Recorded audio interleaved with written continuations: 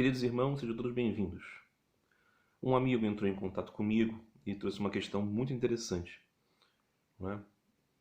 Ele perguntava a respeito do posicionamento, muitas vezes visto em literatura espiritual, sobretudo do Oriente cristão e também não cristão, da importância de um preceptor espiritual, de alguém que nos serve como um guia, como um mestre, o guru, na tradição indiana, não é? Ou o pai espiritual, não é? O starets, o ancião, o geronta, na tradição do cristianismo oriental. Aquele indivíduo que é para nós um pastor individual e que nos ajuda e nos conduz em muitas perspectivas encontrar este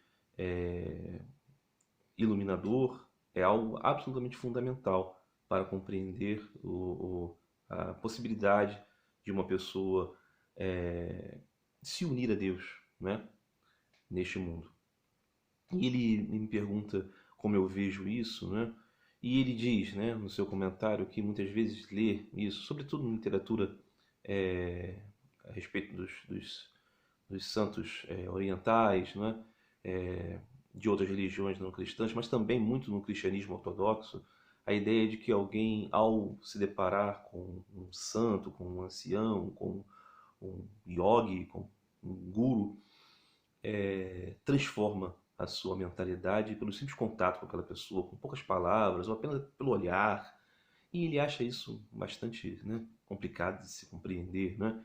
Como isso pode ser saudável e como isso pode ser real. Muito bem. Há certas coisas, não é, que são desenvolvidas e são ofertadas como conhecimento através de literatura, através de conhecimento de livros, conhecimento livresco, né? Que elas podem se tornar realmente muito difíceis de serem verdadeiramente compreendidas, porque elas se tornam algo muito distanciado da nossa experiência, né? Precisamos ter a experiência de certas coisas para entender a veracidade de certas informações, né? É como, por exemplo, alguém falar sobre a praia sem ter ido, né? Bem ou mal, tudo será muito abstrato, né? Você pode ver uma fotografia de uma praia, não é? O sol, a areia, o mar, as pessoas, né? A vida marinha, mas você não conhece o cheiro, você não conhece a sensação, você não conhece a temperatura. Como falar a respeito disso, né? Apenas pela opinião de terceiros e por uma fotografia. É preciso ir à praia, é preciso conhecer. E eu acho que aqui está também muito claro que no que diz respeito a entender a importância deste iluminador, deste guia, deste dedo que aponta, é preciso viver essa experiência. Eu vou aqui dar um testemunho, né, que é sui generis, né, muito diferente dos testemunhos comuns dados a respeito desse tipo de experiência, mas eu acho que se torna útil nesses tempos que vivemos, um tempo de modernidade, um tempo de utilização dessas redes sociais, um tempo de utilização desses meios tecnológicos, que às vezes, muito de modo preconceituoso, consideramos não ser bons, mas eles são, sim, possibilidades de manifestação daquilo que é real. Há alguns anos atrás, não é? Eu, como todos sabem, estava muito engajado, integrado dentro de um organismo religioso, e eu tive uma base, não é, de formação religiosa muito voltada para um campo muito tradicionalista, muito rigorista, né, que no caso da Igreja Ortodoxa eram os padres da Igreja Russa do Exílio, né? Então ali se conformaram algumas personalidades espirituais que tinham como marca, não é, um rigor com as coisas da tradição, uma crítica muito grande ao mundo, uma ideia de que o mundo estava acabando e de que a Igreja Ortodoxa e aquela maneira de lidar com a ortodoxia deles era uma espécie de garantia de salvação, não é? Então aquilo foi a base da minha formação espiritual, não apenas porque aquilo era o que estava mais próximo para as pessoas que buscavam aquela espiritualidade naquela época, no Ocidente, mas sobretudo porque esta era uma inclinação minha.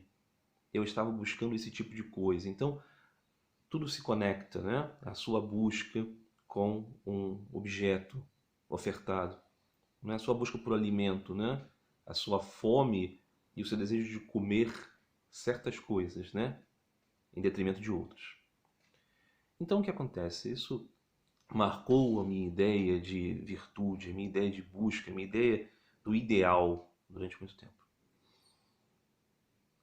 Isso foi importante, porque me consolidou, me alimentou, eu sou grato.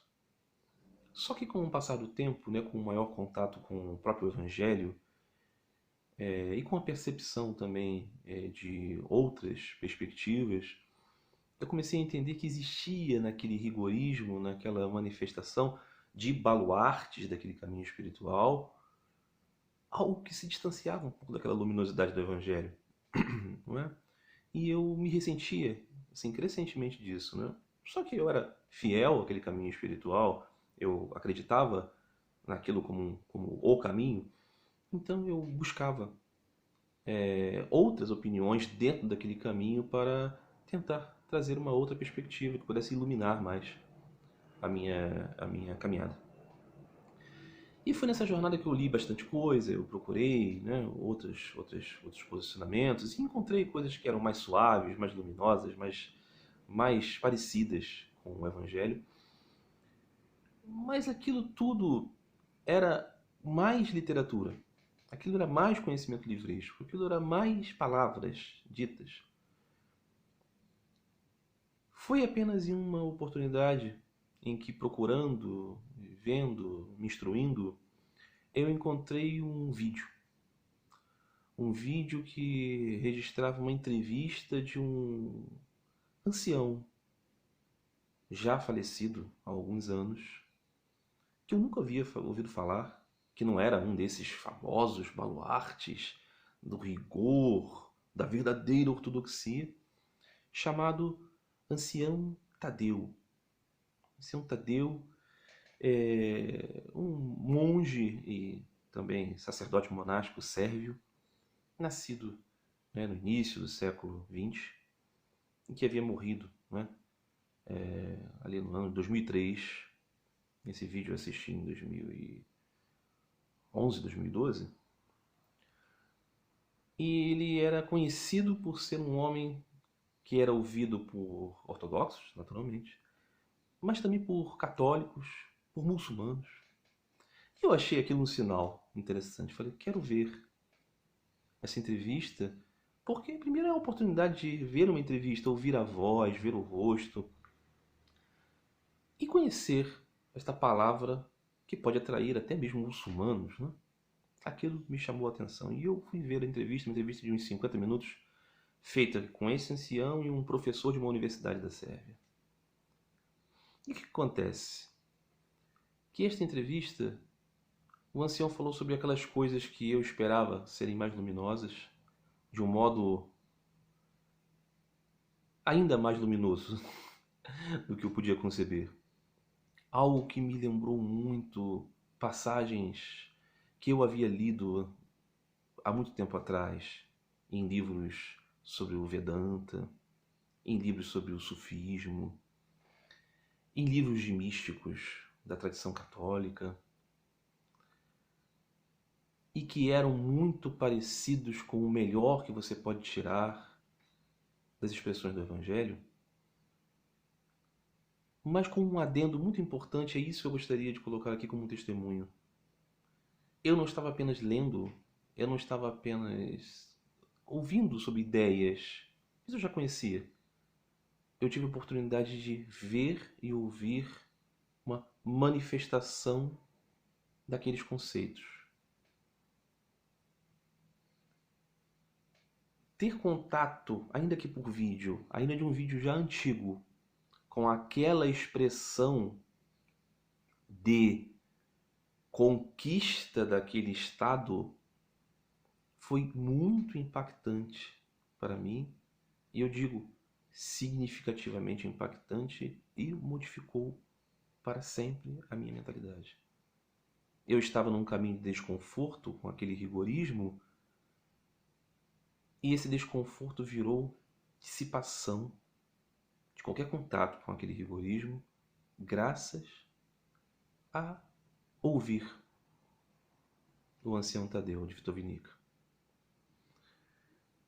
O centro, a base dos seus ensinamentos, muito simples, era a mansidão e a humildade. Copiem de mim, que sou manso e humilde de coração, disse o Senhor Jesus. Essa é a base. Copiem de mim, que sou manso e humilde de coração. Não é copiem de mim que ando sobre as águas, não é copiem de mim que multiplico os alimentos, não é copiem de mim que ressuscito a filha de Jairo. Não. Copiem de mim que sou manso e humilde de coração. E isso estava ali, encarnado no ancião Tadeu. E ele dizia: a preço de nada neste mundo, perca sua paz interior. A preço de nada neste mundo, perca sua paz interior. Muito diferente daquelas palavras de orgulho, de luta, de glorificação da ortodoxia, de combate, confronto e até mesmo desprezo pelos outros, que eu ouvia naqueles baluartes, naquelas referências, naqueles parâmetros que eu tinha ali, naqueles ensinamentos, naquela conformação que era a minha formação espiritual. Então dizia o ancião, não é? Os pensamentos que nos permitimos ter, eles determinam nossa vida.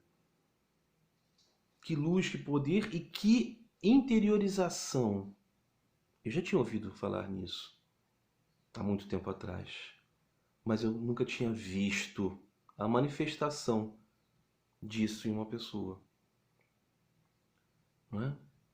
Deus está presente em tudo e em todos. Ele é uma energia, a energia da vida. Não pode ser excluído. Por isso ame a todos. Por isso veja Deus em todos.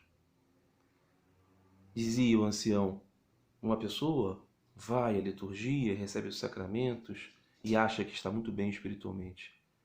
Mas os seus pensamentos são de raiva, os seus pensamentos são de ódio, suas palavras são de julgamento, sua postura de condenação. Ele alcançou o objetivo, a meta que teoricamente ele busca naqueles sacramentos? Palavras de sabedoria, palavras de coragem, palavras de humildade. Dizia, só pode ser verdadeiramente espiritual quem é humilde. Não é? Se você não é humilde, como você pode ser efetivamente espiritual? Todas essas coisas, como eu já disse aqui, eu já poderia ter lido, eu já poderia ter mensurado, eu já vislumbrava na base do Evangelho. Mas o que eu aqui quero caracterizar como importante para responder esse amigo é que ver e receber daquele transmissor modificou, começou a modificar os processos da minha mente de um modo que não teve mais fim. Como uma semente. Eu não me transformei naquilo que o ancião Tadeu é. Eu ainda sou muito apaixonado, ainda sou muito impulsivo, ainda sou muito crítico, mas um processo de transformação de parâmetros começou a acontecer por causa desse guia, por causa desse mostrador, por causa desse dotado de paz que pacifica e que pode ser chamado de Filho de Deus. Segundo as bem-aventuranças, esse é um processo. Aquele que se purificou pelo coração viu Deus e por isso tem a paz. Então ele pode transmitir a paz e ser chamado de Filho de Deus. Para mim, o ancião Tadeu é isso, não é? Então eu acredito sim nos relatos que dizem que pessoas que entraram em contato com alguém desse quilate tiveram um benefício muito grande.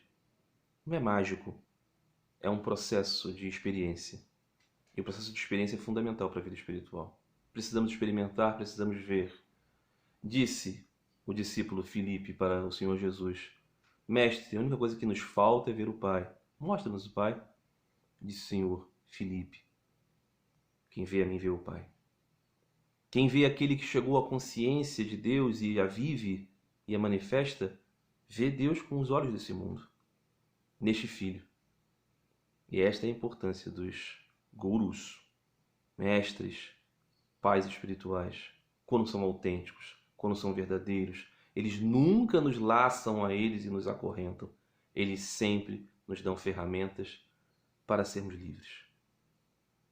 Um grande abraço a todos, no amor de Cristo.